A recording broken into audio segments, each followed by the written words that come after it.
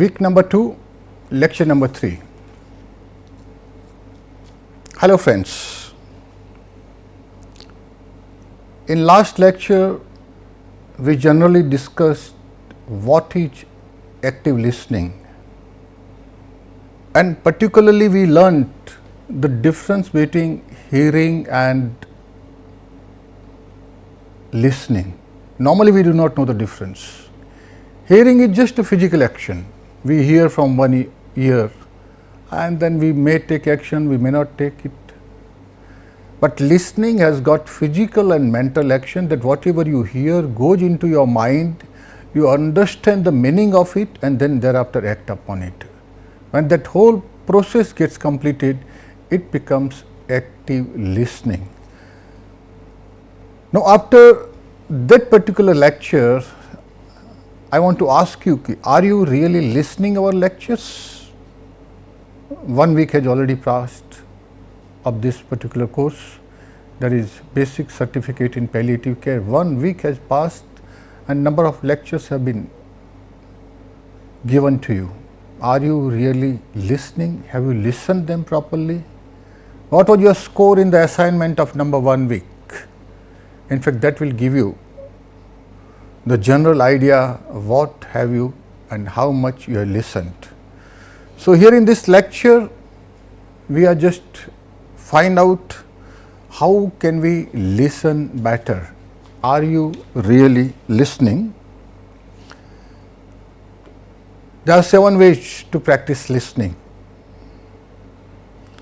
and too few people practice the magic of being good listeners.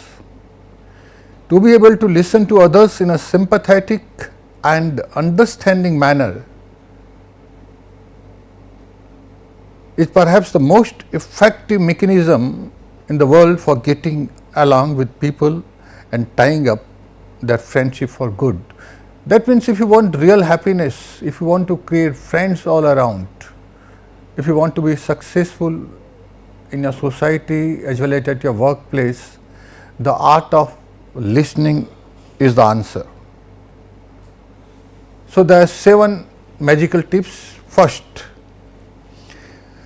look at the person who is talking. Whenever you listen to somebody, just look into his eyes.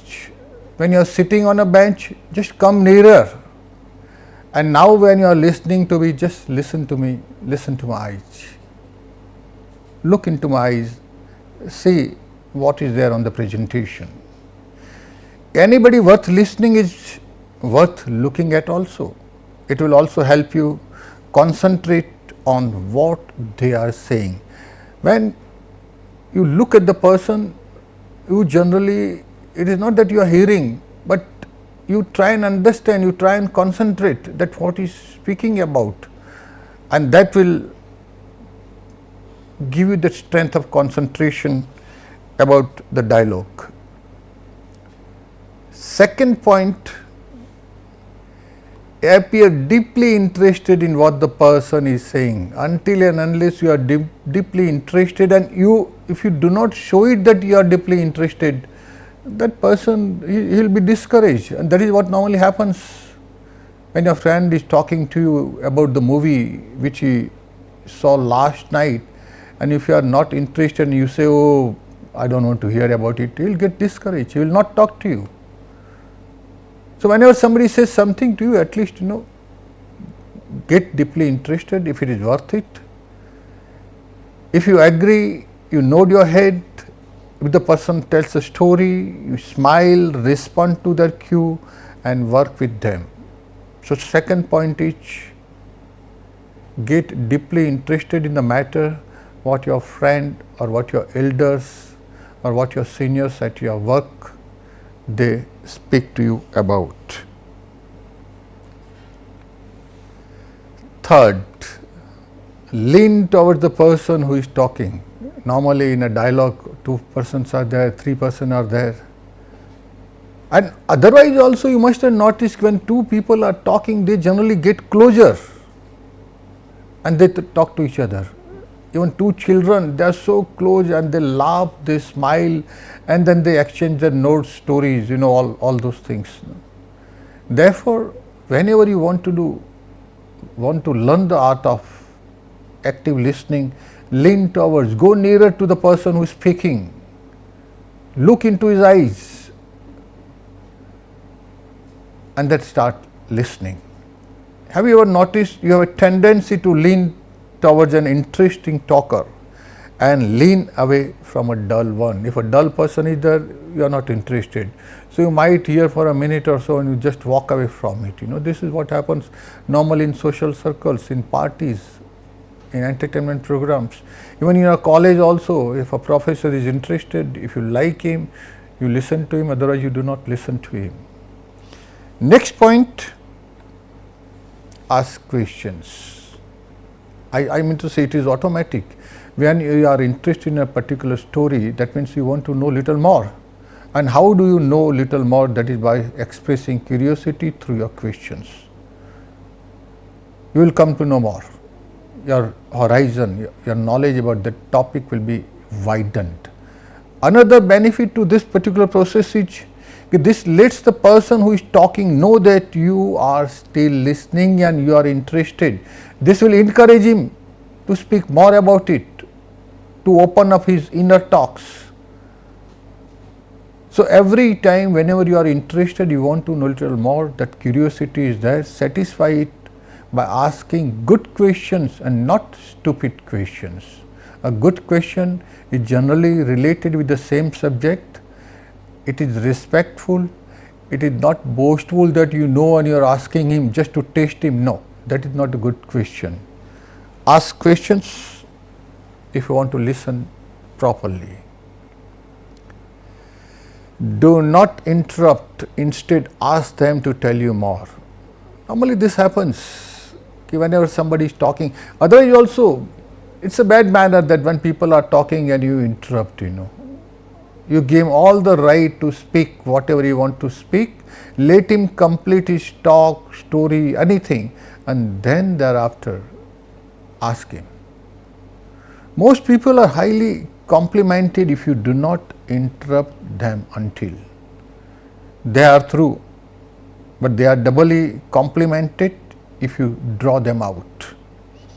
Would you mind going into that last point a little more fully, or I'd like to know a little more about what you were saying concerning such and such? This is called paraphrasing. If you want to know little more about that particular topic from the speaker, just tell him, paraphrase. Yes, you said that thing about that, I really want to know about it more. Speaker also comes to know that you are listened properly, therefore you are able to repeat that. Interruption, my dear friend, this is something which we really need to practice.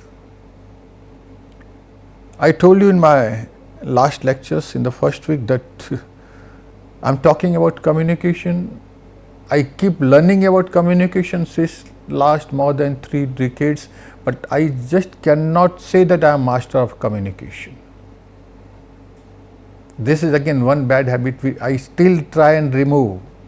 Interruption. When somebody is talking, I immediately jump into it, and interrupt. I get complaints from my wife number of times that, yes, please listen to me, let me tell you the whole story first, So accept this mistake and try and remove it by practice, slowly and slowly. In fact, you must ask your friends, whenever I interrupt you, please remind me that this is something bad, not good manner. I want to be a good listener, active listener. So please tell me, remind me, correct me whenever I interrupt you during your talks. 6th point, stick to the speaker's subject.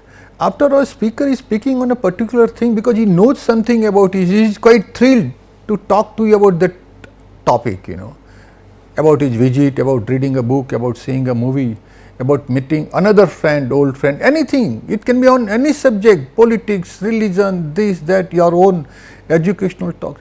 He finds it interesting and he finds that topic interesting, as well as you as a party, as a friend, interesting to share about it. So that particular subject do not change until and unless that speaker changes the subject. Let him give out whole. Don't change subject on a person until they finish. Let them finish their talk. Give out the whole story as such. Let him empty out thoroughly whatever he wants to tell you. No matter how anxious you are to get started on a new one. It happens sometimes that you want to just finish that subject and start another one. No, have patience, my dear friends. Respect your friend who is talking about that subject. If it becomes too long, then yeah, slowly, very politely you can just say, yeah, now okay, that's enough. We'll discuss about it in future, another time, Now can we talk about this subject, another subject? Be gentle when you propose about changing the subject. Use the speaker's words to get your own point across. When the other person has finished talking, repeat back to them some of the things they said.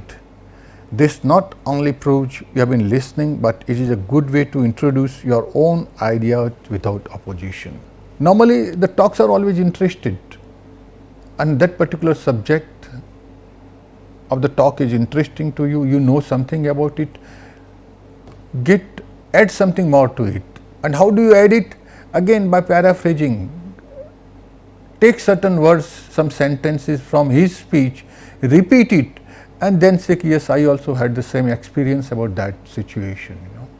So this is how we will strengthen the bond between the speaker, between the orator and the audience. In a way, each one of us is running for office every day of our lives. We are all busy. If you are running for your office, or children are running for the schools, so everywhere somebody has to do something. If you are human beings, and particularly if you are adults, you have got responsibility to shoulder on. For children, small kids, okay, fine, they go to school, enjoy, educate themselves. But otherwise, for adults who have got the responsibility, social responsibility, they are running their own offices. They meet lots of people. The people we meet and talk with are constantly sizing us up, analyzing us, appraising us. Whenever you meet somebody, he is creating a mental picture about you. Definitely, we do not know at all, because we do not have any time to think about it. But whenever you meet a stranger or somebody else, they immediately create a picture about you in which your personality is definitely included. And then thereafter they vote.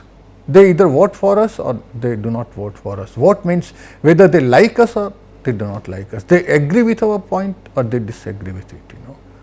We call it first impression is the last impression. That is how we create that impression over there. They give us a vote of confidence or a vote of distrust. They decide in favor of doing business with us or not, as the case may be. This just depends on this particular case of active listening. More times than you realize, the one deciding factor is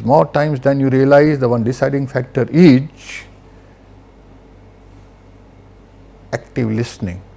Now, my dear friends, I ask you a question: how well did you listen this lecture? How well did you listen this lecture? The 7 points which we discussed, we spoke about, how many did you remember and how many are you going to practice and implement them in your own life? I am really telling you that active listening, good communication skills brings lots of success in your work life as well as in your social life. Thank you.